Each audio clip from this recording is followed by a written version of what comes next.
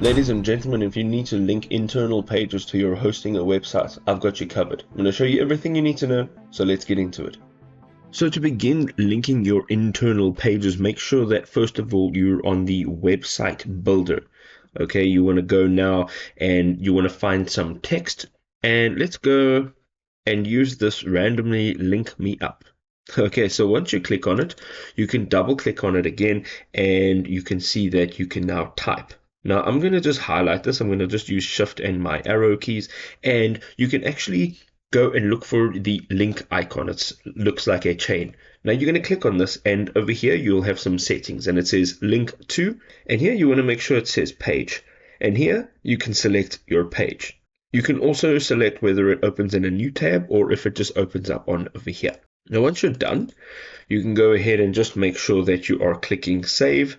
So we were about there. That's great. And you're going to just click on save and you are done.